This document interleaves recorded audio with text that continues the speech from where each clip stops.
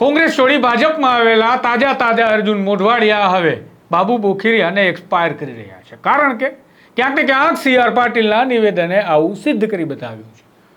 ભારતીય જનતા પાર્ટીના અધ્યક્ષ અને કેન્દ્રના મંત્રી સી.આર. પાટીલ આખા બોલા નેતા તરીકે પ્રસિદ્ધ છે અને તેમણે ફરી એક વખત આ જ પ્રકારે આખા બોલા નેતા હોવાનો પુરાવો પણ પોરબંદરમાં આપ્યો અને બાબુ બોખીરિયા માટે કેટલાક શબ્દોનું પ્રયોજન કર્યું, જેનાથી લોકો બાબુ બોખીરિયાને નીચે પડતા જોઈ રહ્યા છે. વિગતે વાત કરીએ એવું તો શું કહી દીધું અર્જુન મોઢવાડિયાના આગમન બાદ ભાજપના પૂર્વ મંત્રી બાબુ બોખીરિયા માટે સી.આર. પાટીલે. વૈષ્ણવજન તો તેને કહીએ જે પીડ પરાઈ જાનાને રે. નમસ્કાર, હું છું આપની સાથે તુષાર બસિયા. નવજીવન ન્યૂઝમાં આપનું સ્વાગત છે.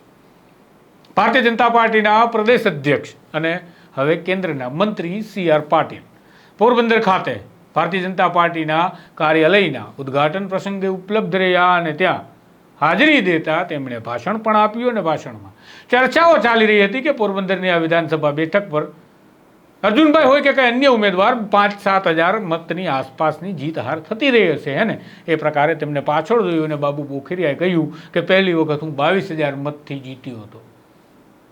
ત્યારે સી.આર. પાટીલે રોકડું પણ ખાવી દીધું કે ત્યારબાદ લોકો તમને ઓળખી ગયા છે.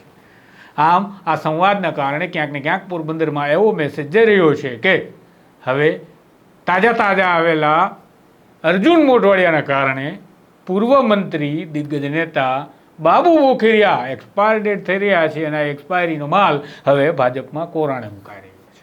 આ ઘટના જુઓ અને નક્કી કરો સી.આર. પાટીલ ખરું બોલ્યા કે ખોટું. પહેલી વાર ચાલે પછી બધા ઓળખી ગયા, ધીમે ઓછા થઈ ગયા. ખેરા હસતા વાત કરેલી હતી સી.આર. પાટીલે. તેવું કહી શકશે કે અમે તો હળવાશના મૂળમાં ચર્ચા કરી રહ્યા હતા, પરંતુ હળવાશના મૂળમાં ઘણી વખત સાચું પણ બહાર નીકળી જતું હોય છે. હવે આ સાચું છે કે ખોટું હોય તો સી.આર. પાટીલને બાબુ બોખીરિયા જાણે, પરંતુ અર્જુનભાઈને મજા આવે એવું છે. કારણ કે અર્જુનભાઈ સરસ મજાની લીડથી જીત્યા છે અને તેના કારણે આ પ્રશ્ન આવ્યો છે, જેથી કરી બાબુ બોખીરિયાની પીછેહટ પોરબંદરના રાજકારણમાં થતી દેખાઈ રહી છે. તાજા અર્જુનભાઈ માટે ભાજપમાં હવે મીઠા ફળ આવી રહ્યા હોય તે પ્રકારનું પણ એક વાતાવરણ જોવા મળી રહ્યું છે.